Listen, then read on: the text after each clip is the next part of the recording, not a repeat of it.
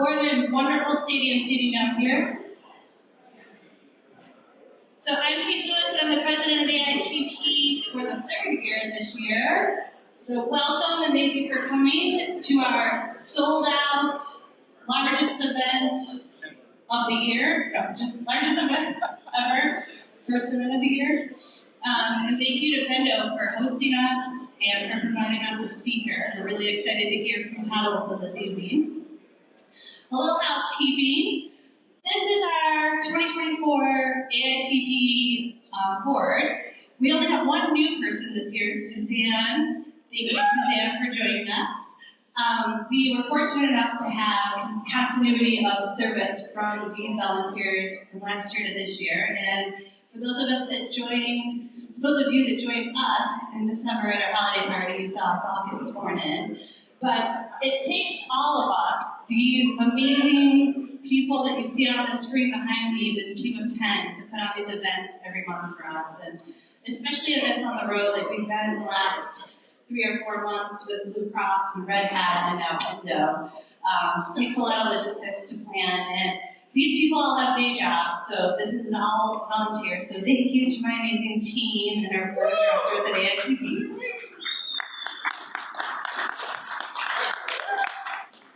We also have guidance from a team of executives on our MAC, which is our senior level executive council. We meet twice a year, so not as big of a commitment, and they provide us guidance on technology topics and trends, programming topics and suggestions, one of which was to travel a little and get out of the U Club, which we've been on the road on this field trip since September of last year. We will be back at the U Club next month. But we really appreciate getting to check out these amazing headquarters of all of these amazing buildings downtown and getting different perspectives and views. So thank you to our MAC. And our amazing co-VP team already has your programming booked for the first 6 months. So the first half of the year is already planned and ready to go.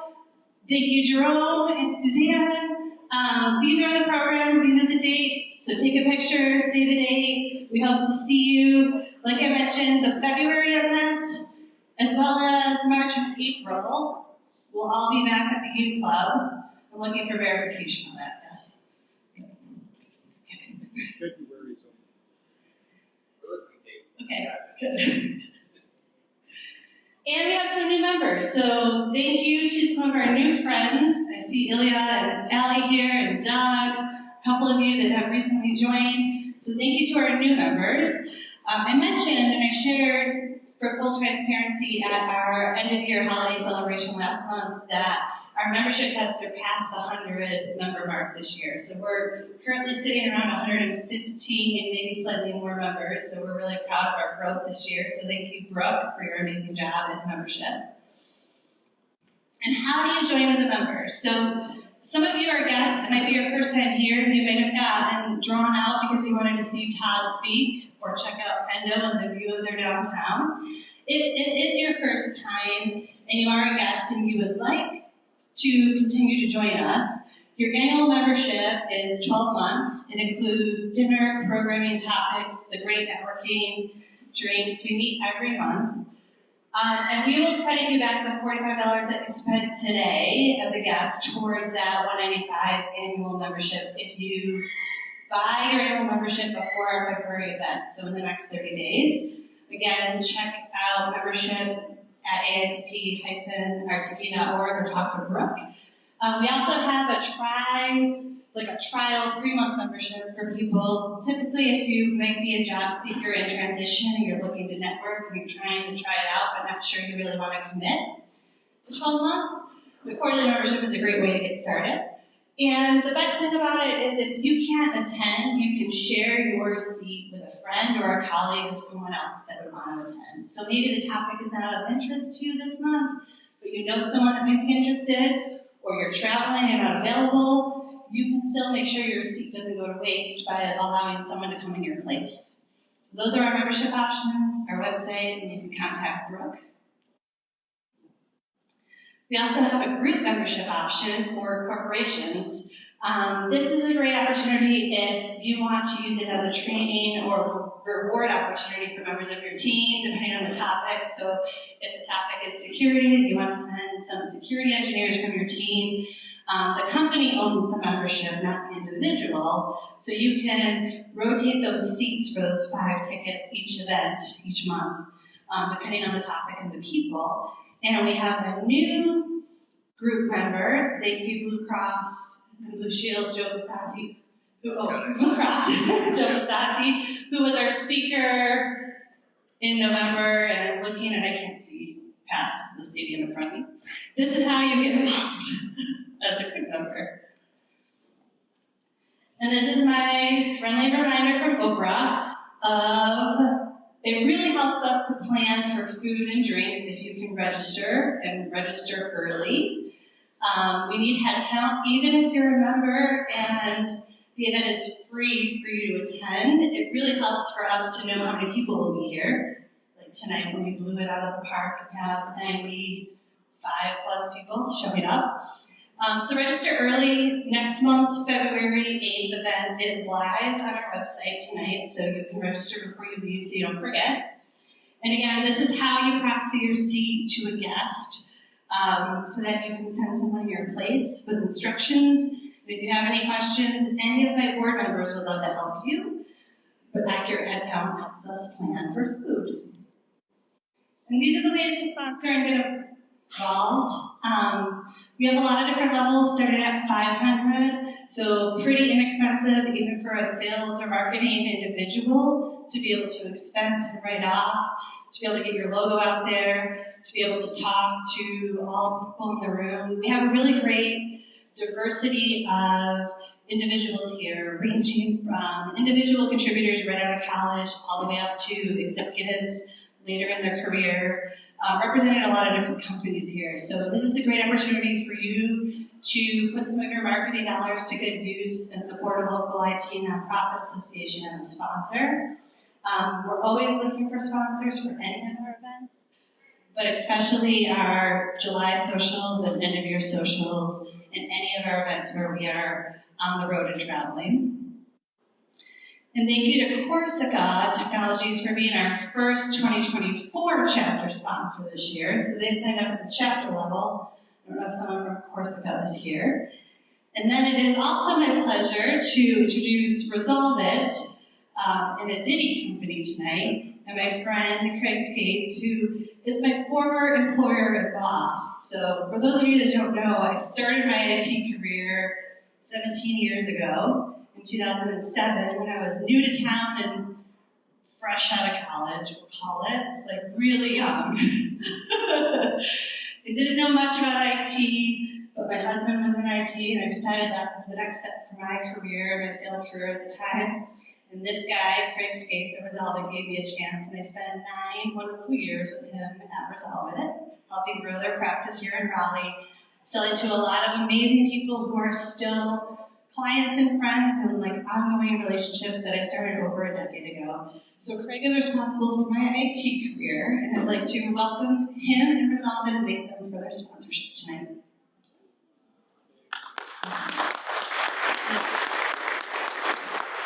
Thank you very much, Kate. Yes, it was a faithful interview at a Panera somewhere in Cary. I think I drug her away from the home office to come out, and I made her do a live cold call there right in the Panera, ringy, and she did fabulous. So we hired her on the spot and never looked back. So, but thank you for coming out tonight.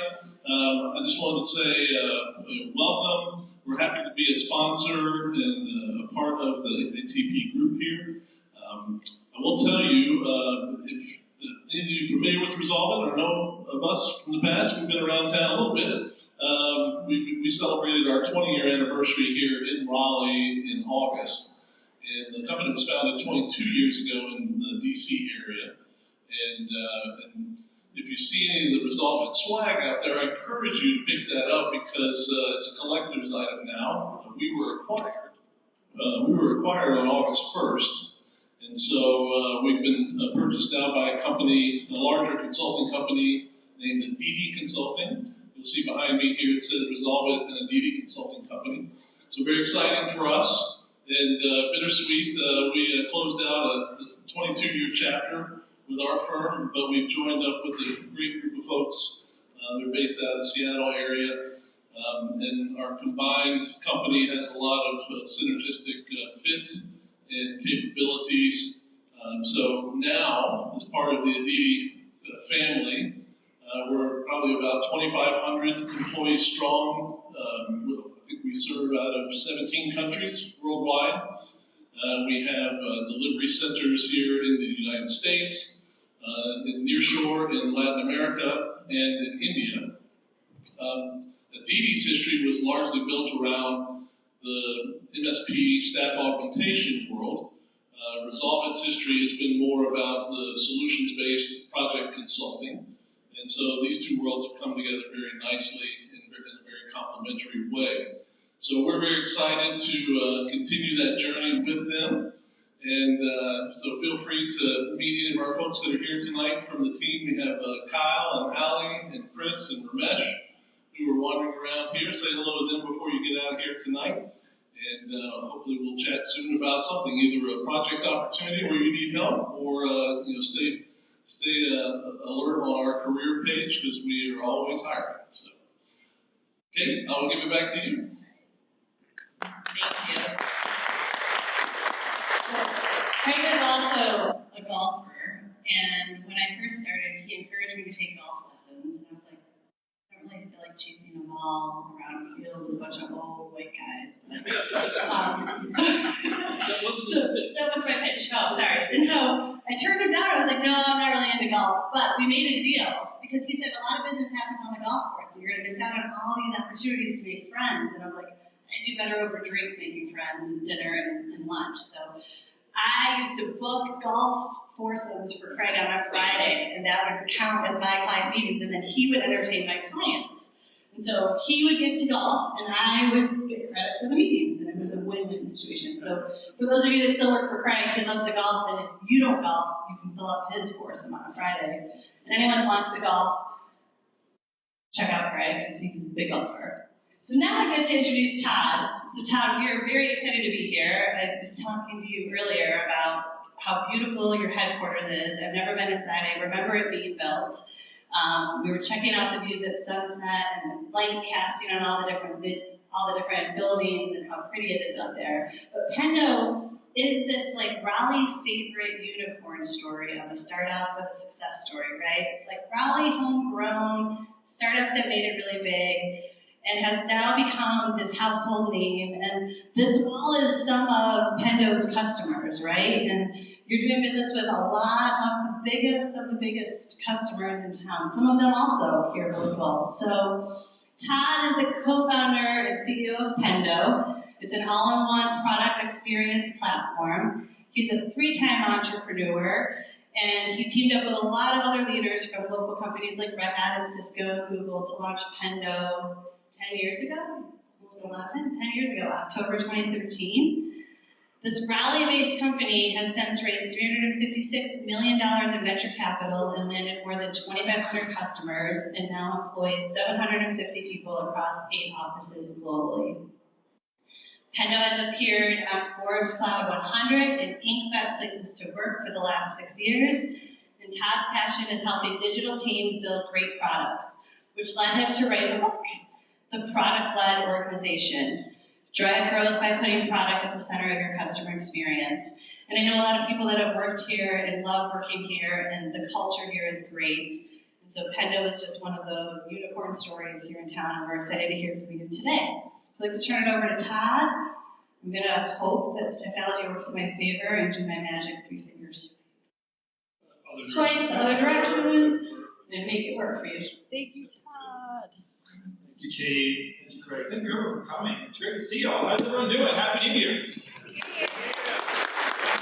first meeting of the year, so what a great way to kick it off. And we're really honored to be hosting this group tonight, and excited that you decided to spend your evening here not only in our offices, but listening to me for some period of time. I don't know, hopefully 30-ish minutes. And hopefully I will make it interesting for you So tonight I'm going to talk a little bit about this concept of digital adoption as almost a subset of digital transformation. Who knows about digital transformation or DX or something to that effect? Okay, nearly everyone. Yeah, so that'll be, I'll talk a little bit more in the intro for it, but I think obviously it's one of the largest technology changes that we've seen in the last probably over a decade now, and it's honestly it's affected all of our lives in many ways. And you can argue that even AI is kind of the next evolution almost of our digital transformation. And, I'm not talking about AI tonight. I'll save that for another talk maybe in the future, but it's obviously top of mind for a lot of folks probably in this room, and it's certainly on the front page of every newspaper we're reading nearly every week. But I want to start with this quote from Aaron. I think he said it well. The past decade is about building tools for the future of work. The next decade is when the majority of the world adopts them. And we think about that, there is a disconnect between building something and having something at your disposal and actually fully adopting it to its fullest value and utility.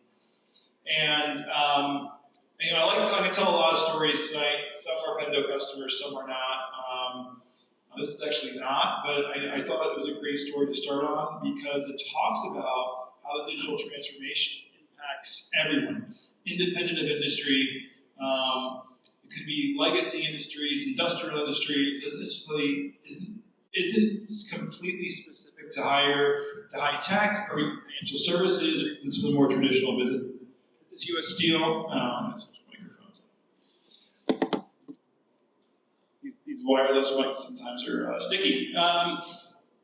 This is U.S. Steel, and they were looking at forging their high-tech future, and what they were doing is they invested a lot in education, and they built an entire program on how do they educate the future of their workforce around new technologies, new skills, and it was a big way that they're looking at planning for their future is. And one of the big challenges they had is how to roll all this training virtually. Are we going to go on site? Are we going to have to do bring everyone together? That's not a very efficient way to train. So they started looking at ways they could use digital technologies to train and roll out the technology itself. And that's an early initiative, but it's an interesting look at how even a traditional business like U.S. Steel is rethinking about initiatives for their employee workforce. And these are some interesting stats. These are, I guess, our doom and gloom stats, so to speak. 70% of digital transformations fail. 78% of government digital transformations fail. And 89% of executives say that driving adoption of employee-facing software is a priority, yet only 30% say they're highly effective at doing it. So again, there's this disconnect between, hey, you have to transform, you have to go digital. If you don't, you're going to get left behind. We know it's really important that people use it and adopt it, yet we haven't really quite figured out how to bridge that gap, how to make that happen. And that's the challenge I'm going to talk about today, is that if you're implementing any sort of digital transformation, you're looking at a way to, as an example, eliminating paper or manual processes or streamline, how your business conducts various use cases and workflows, you have to be thinking about how do you drive the adoption of that thing. And I'll talk a lot more about strategy, about what that means, but you should, if you just look at the transformation as a one-time effort, you are going to be part of that 70% statistic that fails, because no transformation, no change is a single event. It's ongoing. You have to, it's a classic adage, you have to be told something 7 times before people actually understand it. So if you think that you just educate someone once and we're done, we're going to move on, again, it's not going to work. So we define digital adoption as this process by which users learn, delivers new technology, software products, applications, websites, to its fullest potential to drive maximal value from that process or solution. Very, very, very simple. If you think about it, how often are you even sitting in front of your computer just confused?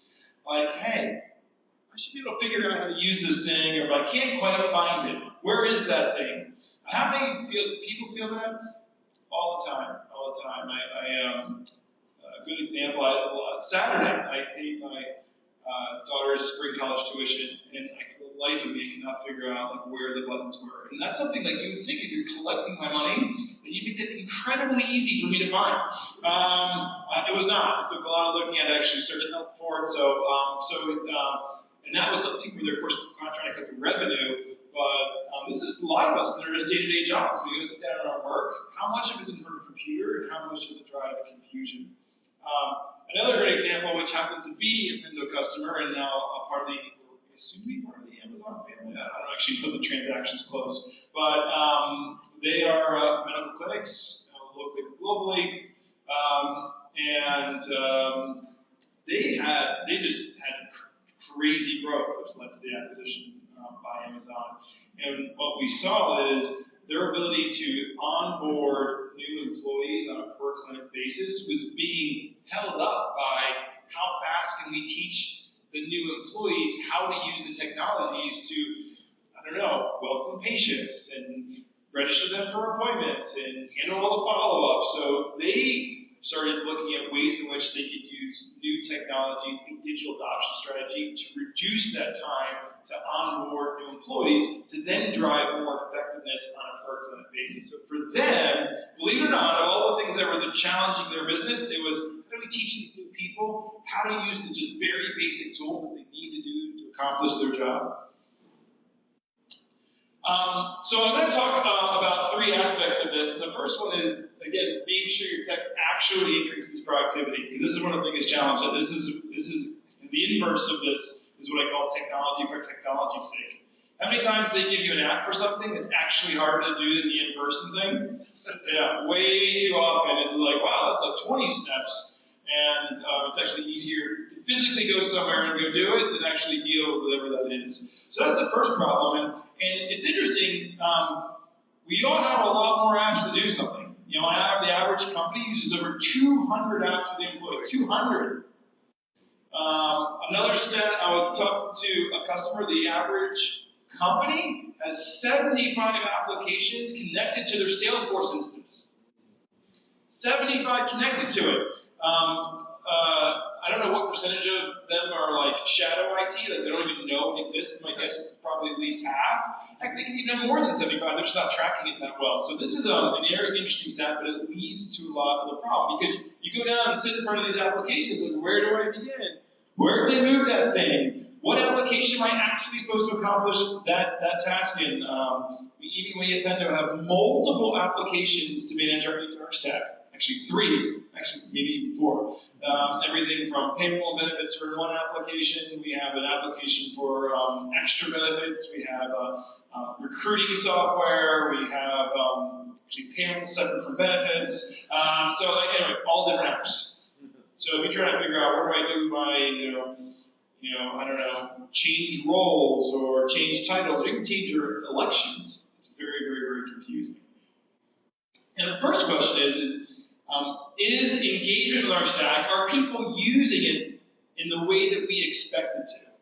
And this is the first thing, and this is a screenshot, but if you look on a per app basis, this ultimately will also look at cost savings, because we generally, as companies, pay for software by seats. So if you are not using it to your fullest potential, not only are you not getting the value of the software you're hoping to, the efficiency gains, the productivity gains, you're also paying money for it and potentially wasting that money. So the first thing I would recommend for any business is just getting an inventory about what the heck's going on. Here are the applications that we have, that we know about. This is what we're licensed for in terms of number of seats. And where are we? Are we at 86%? Are we over on some? And are we going to get like a bill in, 3 months that's unexpected that we didn't budget for? That would be good to know in advance, right? So getting an inventory is just a very smart way to have more control of your system. And there's some low-hanging fruit in here. Noticing, that's 74%. Well, that's not good. Maybe we can right-size that contract. Or maybe we should get people to use it because they aren't using it effectively, or maybe they don't know why they should even be using it. The second thing that we advocate for is looking at your core workflows in your business and trying to optimize them for the most efficient paths. When I say workflows, it's everything from Like in a sales world, you're going to have workflows like, I want to get a quote to a customer. And that's likely going to be a multi-step process. Okay, let's look at all the ways that our sales team is trying to do that, and let's find out, are people doing it in the most effective ways? Are they getting stuck in certain aspects of that workflow where they just can't figure out how to get on to that next step? What percentage fail completely? Because if you can't send a quote to a customer, you probably can't get money back from that customer. That is not good for your business. Moreover, if you have salespeople who you're paying to sell, spending hours of their day trying to figure out how to get a quote out, that is time not spent setting meetings for crate golfing or doing other things, right? So these are areas that until you measure it and understand it, it could be very, very frustrating. I'll never forget, I was at the Village District. This is an extreme example. This is a few years ago. I was in a mattress store, and I went to buy a mattress, and went over, and she literally couldn't give me a quote on her computer, and she told me I had to come back another time. Great way to lose a customer. I got me back in that store, and apologies if anyone works there, so I hopped that one. But yeah, that's a great example of friction that is going to lead to obviously a decrease in revenue or lost customers. You know, one of the customers that we work with as well is like Cubia. You probably have seen the building, very beautiful building as well on the way out there in RTP. And if you think about their software, I mean, they're doing clinical research software trials. Like when people don't use that, there are much higher stakes of just not getting a customer. So they've worked very closely with us to analyze in every aspect of how people use their software, where people get stuck, where they can't complete it, where they aren't using it correctly, and try to find a way to educate and train those users so they can be as effective as possible, so they can do a better job at executing clinical trials, and in general doing a better job at getting the most out of their workforce while they're doing very important work. So that's another great example of, like, again, any company, big or small, can have this challenge. The next item is ensuring compliance. This isn't just are people using this effectively, but in some cases, some of the software applications they use, like if you don't use it correctly, bad things happen, right? And you can think about the types of bad things. I love this one, Citibank. Basically it sparked a crash in European shares by someone fat fingering using an application. There's another one we actually included, I think it was JP Morgan, but someone accidentally wire transferred the wrong amount to the wrong account just because they couldn't figure out the software. It was like 25 years old. It was a $400 million mistake, so the company just had to eat it. That was it. But FAA computer failure causing people who damaged the data file, poor usability of electronic health records led to drug errors, jeopardizing pediatric patients. Like, so look, this isn't like, in some instances, this is a nice to have problem. This is like not good. Not good for society, not good for apparently our health. But really, software matters that much now. And if you think about, so I cited the 200 number, this number is even other staggering. The average knowledge worker collaborates between apps 1,200 times per day. 1,200 times per day. Think about that number, it's staggering. It's like, I've already said I have one teenager, multiple teenagers. Have you ever asked, like, how many times your teenagers have picked up their phone? Like, there's a metric on iPhone. I think one of my daughters did it like 800 times in a single day, which is crazy. But imagine this would work. I mean, how much of just toggle between different tabs? We're just as bad. And there's no way you can have the focus and the attention when you're toggling between things 1,200 times per day. And now, like, the introduction or acceleration of collaboration apps. Collaboration apps, we all love collaboration. Who doesn't? Teams, Slack, Zoom to a different degree. Now we're just getting pinged all day long by people. The little red icons are showing up, and it's buzzing my watch and my phone, and I'm picking it up, and now we're always on. That's cool in some regards because it accelerates the pace and speed of business, and I like going fast. But being distracted all the time is not a way to get things done correctly. Like if you're a doctor that you want to focus on doing something correctly, being distracted 1,200 times a day is not the way you do things correctly. And And that's what we need to think about. So in some instances, some software, like it really matters. And again, it leads to frustration when we're having to talk with all these things. And oh my gosh, maybe someone rolled out a change last night and they completely changed the interface. It was a quote unquote upgrade. Upgrade implies it's better. But different, even if it's better, it's still different. And you have to learn it. And if you don't think about how do I roll that change out or how do I educate someone, it's just going to lead to this level of frustration. And again, all these processes I talked about don't live in one application. You know, they're pulling data from one application and throwing it into another, looking here, looking there. A lot of times, the way I like to think about it is there's loss in that switching. I'm pulling one piece of data to another, like there's a gap there, a divide, where things just disappear, where the people forget, or they get distracted. They leave, they come back, and they forget what they're doing in one, and then, oh, now I'm like starting over from scratch. And this efficiency, frankly, costs money.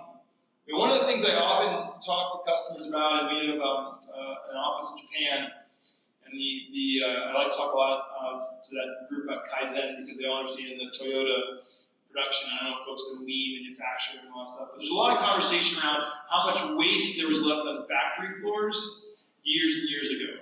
I would argue that waste now just moved into software. Where moving between all these different applications, that's where the waste in our new economy as knowledge workers lives. Some of our factory floors, those are now automated by robots. There's a lot less waste there. Now the waste is when all of us are trying to figure out how to use these apps and copy data between here and there, that's where that inefficiency lies. Another great example is Brighter Eyes, and people probably don't think about Brighter Eyes as a software company, but they are. One, they're sort of forcing this during COVID, but they have drop-off daycares, and no one was dropping anyone off. Yet all of us still had kids that had childcare problems, so they had to pivot to in-home childcare, which meant you had to have different systems, and you had to have call centers, and you need to have a whole new way of staffing up, because the people who take care of kids that, who are good with kids in daycares may not be the people you put on the phone in a call center. One, they may not like that. If you like spending time around kids, spending time on the end of the phone probably is less exciting to you or less interesting to you. And what they learned is that training manuals, sending someone a manual at their home, it's kind of difficult to follow. Imagine you're getting a call from a customer who's pissed off that their sitter is a half an hour late while they're trying to get work done, and you're sifting through a 1,000-page manual trying to figure out, how do I figure out, where do I do that? That's not great. And this is a business where, again, the help desk was inundated with calls, IT support tickets, and the parents are stressed. This is a stressful thing.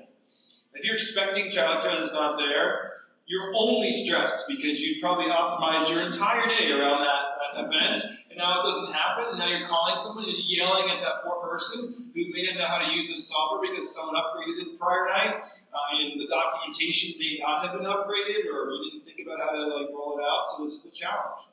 So we collaborated them very closely to reduce their internal support and training costs, shorten their onboarding ramp. We actually measured all the journeys across all their applications to find ways to shorten it, tighten it, reduce it, to ultimately make it easier for someone new as they join the company to get up to speed quickly and deliver a great customer experience in a very stressful situation. We can't eliminate stress. What we can do is try to control and optimize the software experience so that it's an easier one. And look, the business outcomes are awesome. So workflow productivity increases, decreased calls by 10% month over month by just, and some of this actually was going right to the end users. So in some cases where we could actually figure out why people were calling support, and we could help educate the end users using apps, we would do that. But also accelerating time to ramp from 15 cases handled to 35 cases handled, just again, to whole focus around efficiency.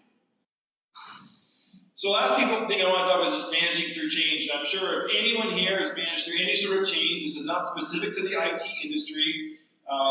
There are great books on change. I highly recommend Who Moved My Cheese, amazing book. Switch, the Heath Brothers, they're local, one of them's local. Great book. Change is hard. And a big part of technology is change. This is something people don't think about often. So they think that it's, again, you just buy a piece of software and everything magically happens. No, you have to change how people do things to use it correctly. And so change management is a key function in a lot of large enterprises for this very reason. It needs to be considered as we do technology rollouts. And the reality is, how we change and how we need to change is different now. And I think we all understand these stats. We're all affected by these stats. Candidly, I am more in office in person. I mean, if it's not obvious, the fact that I advocated for building this, and I like having a space I can go into. But the reality is, and other CEOs have used terms like the toothpaste is out of the bottle, but hybrid's here to stay, which means the way we execute change is different than we may have done in earlier days, right? These are challenging times. I think not only are people working from home, there's been conversation in the news about the quiet quitting and changing jobs. And, interestingly, while maybe the IT or tech economy feels like it's gotten a little slower, the truth is unemployment is still very, very low, even lower in tech. So, it's tight, and it's people have a lot of choices. So, as an organization, you just have to be thinking about how do I get through these times. One of the other stats, I don't think I have it up here, but there it is. 37% of employees, there's too many digital tools at work. Believe it or not, we've seen studies that show that people, if they just don't like the tools they're using at work, they just go find a different job. This one's easy to do. Actually, I won't name the name of the company, but there's a popular eyeglass company, eyewear company, who competes on hiring people based on their software stack is easier to use than others. And that is literally their strategy. And it's pretty fascinating, but they're growing really quickly, so I think nothing's working for them. But I like this slide. No, I don't like cubes, don't get me wrong. I don't like this slide, but I did start my career a long time ago. I probably wasn't you think I am, but the way many of us were raised as managers to manage was what we call management by walking around. And management by walking around was actually a term pioneered by Hewlett-Packard back in the 80s, maybe even late 70s. But that's what we did. We would walk around. We strike up a conversation. We notice when some people are doing something and some people kind of weren't doing something, and we would just kind of be present. That was good management. Certainly pre-COVID, that's what all of us did. We'd have little hallway conversations. We kind of notice who's in. We seem alert, attentive. We see someone who looks confused. Maybe we'd say, "Hey, you look confused. Can I help you?" Right? Well, now there is no management by walking around. People are at home.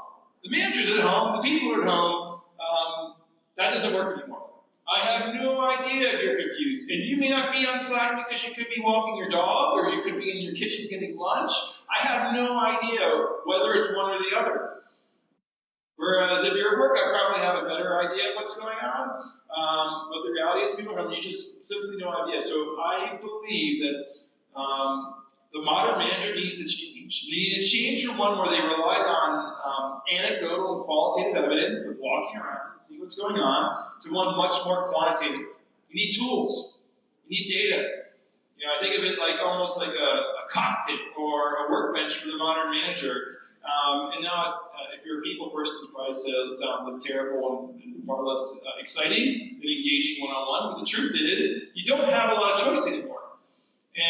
And that could be a number of things. It could be getting data on how people are using the tools. Sally doesn't use this feature in our CRM, but I don't know, she'll be more effective in shit. So my next one-on-one, maybe we'll have a coaching session on, hey, I noticed this in the data.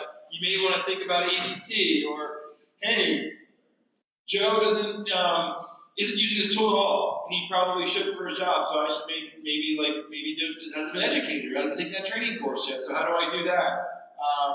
Taking a lot of surveys, asking people how was that? How does it work? And these are all ways. I think all these is signals on what's happening in day-to-day in your employee base on your team, so you can better steer, manage, coach that team to being more effective. Even things like session replay, which is literally watching people use software. Now, that sounds highly invasive. Probably makes some people in the audience a little uncomfortable. Wow, my manager's like measuring everything I'm doing and looking at, well, guess what? It's a work computer. Like, it's totally legal. There's nothing wrong with it. Now, look, I'm not advocating necessarily for like a massive Big Brother enterprise here, but I am saying that in a world where everyone's sort of remote, how do you know you can measure outcomes, but it's a lagging indicator, not a leading indicator?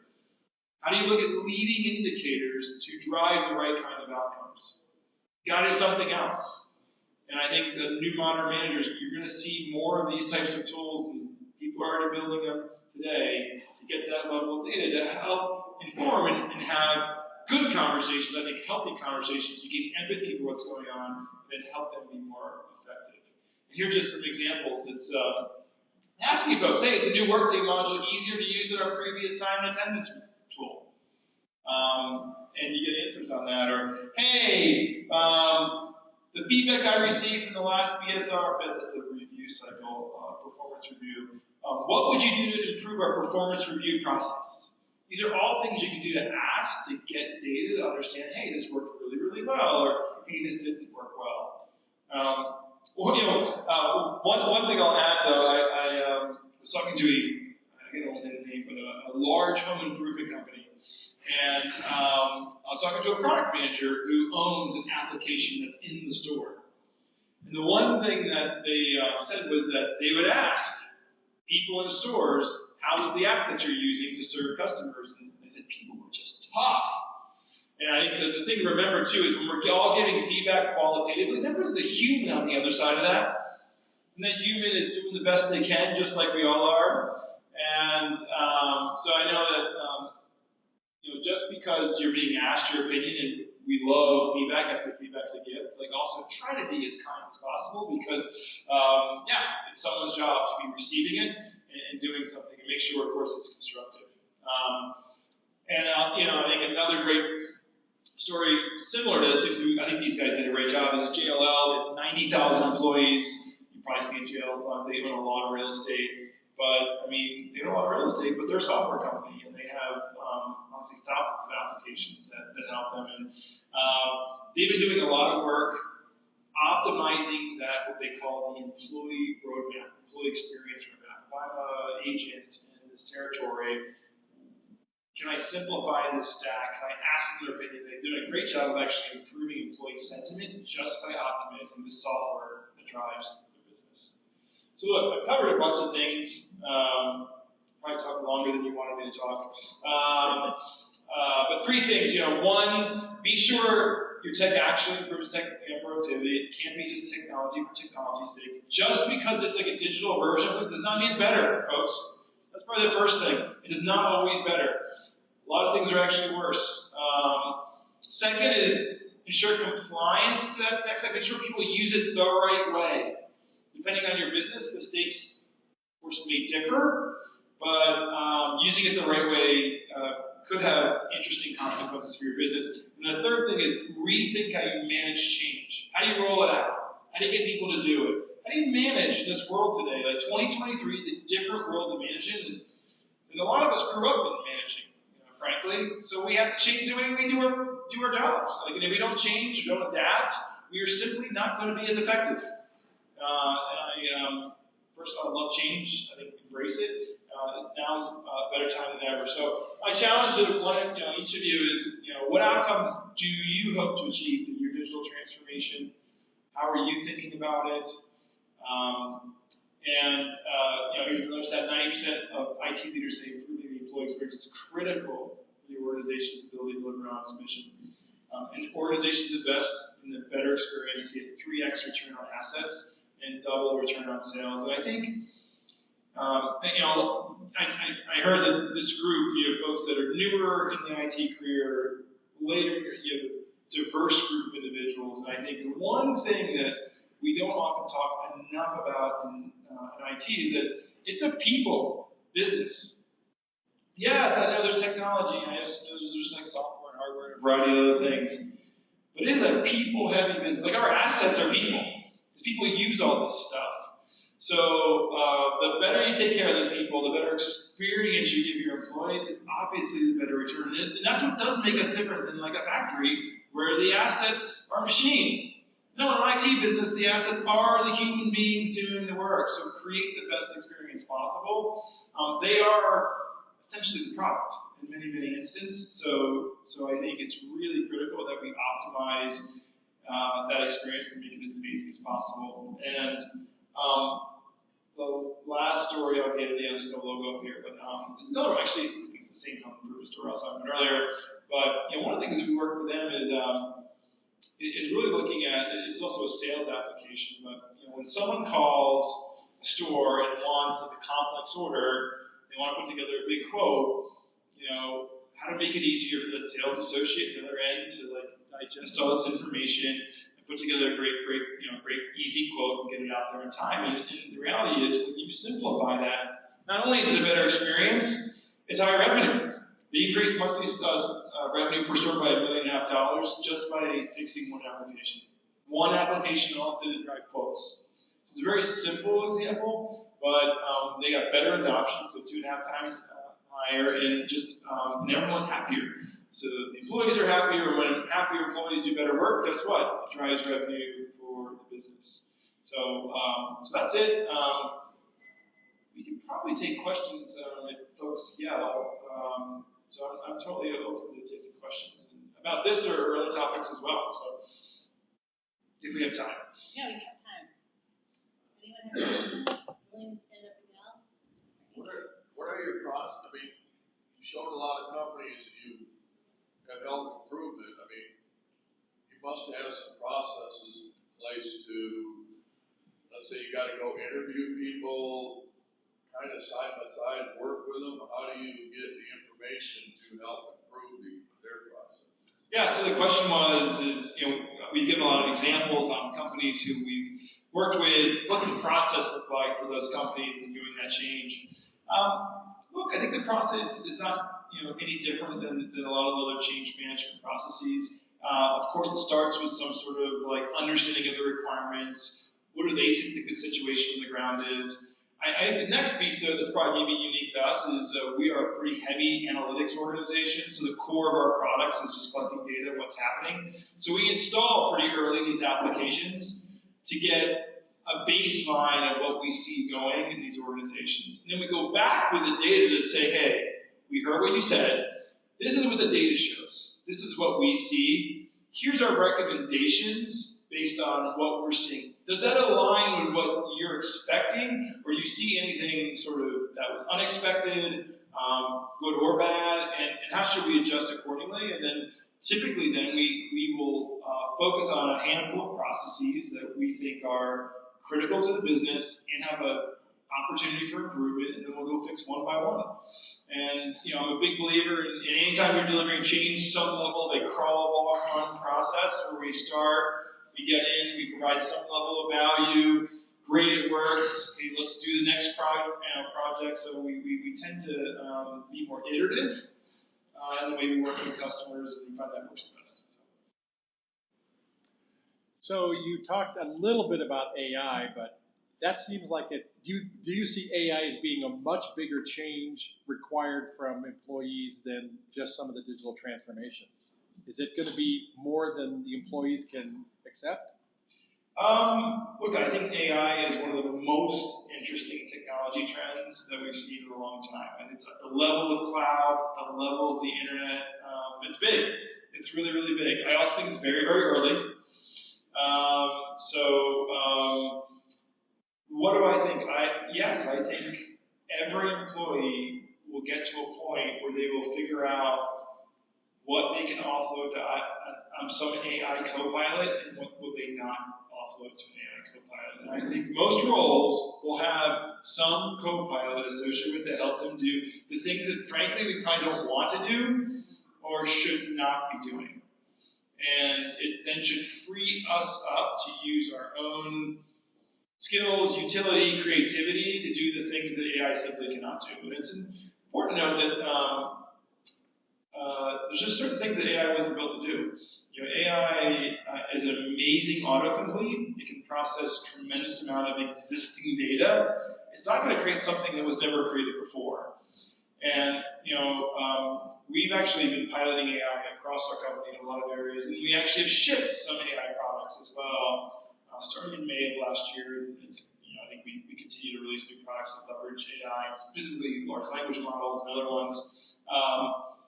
But certain functions we thought were going to get better returns than we weren't. Like, so for example, we have, like many people with sales org, we have people that write outbound prospecting emails. Think of it as like cold emails, right? We had an AI pilot, and it turns out the best humans we have at writing customized emails outperform the AI every day of the week. Now, does the AI outperform the worst performers? Yeah, of course. But if you look at but I think you're going to see this across all industries and all functions. I don't think AI is going to be better than most of the best. At least not for a while. Its potential can get there, but again, I think what they're going to get there on is the areas that are, frankly, the lower value activities, is the ones that are easier to automate.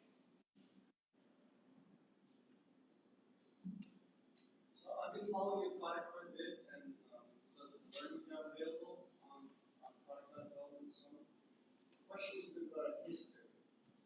Were you the first in this area to come out and say we need this? If not, what was the point in time when you felt like something's missing and you need to actually get around and solve that problem?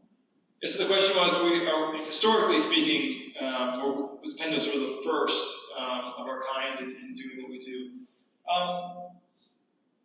Yes and no is the easy answer. Yes, we started the company. There were not other companies talking about what we're doing, at least not publicly. I think now we know, hindsight's always funny, that people probably were working on it quietly around the times we were working quietly on it. But look, I think every company is taking a little different spin, a little different take on this. I got our idea, the idea of Pendo came from my prior work. I was the head of product at another cloud-based software company, and that company went public early in 2013. And I had sort of tried to build a homegrown version of Pendo there. I had done some instrumentation. We had some other capabilities that we had built all very manually. And it was painful. Like, I felt the pain of having to build all that stuff from scratch. And I was like, wow, there should be something that just does this for me, because it's terrible to have to do all this work. And that was sort of the impetus for Pendo. So really, like, the first version of the product is just something I built for myself. It's like, this is something I always wanted. I'm just going to build it exactly the way I would build it. And that was sort of, honestly, it wasn't just the first 1.0. It was probably the first 3 or 4 years of innovation was just sort of in that vein. Now, of course, we have 3,000 or 4,000 customers. Actually, 10,000 including our free customers. So we get a lot of feedback. So it's a little different model now. But in the early days, just build something that I really wanted.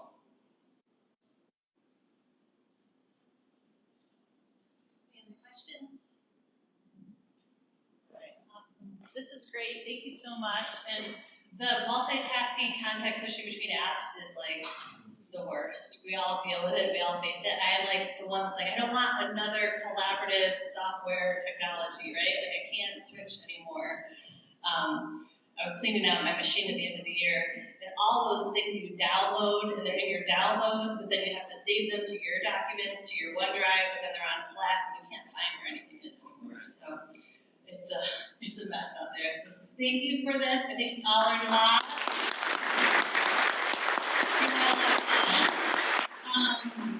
Continue to network and have fun. I don't know when Pendo's going to kick us out, but usually we stay until like 8:30 or so. So have some fun networking, make some friends. If you like what you saw and want to come back, February 8th is our next meeting at U Club.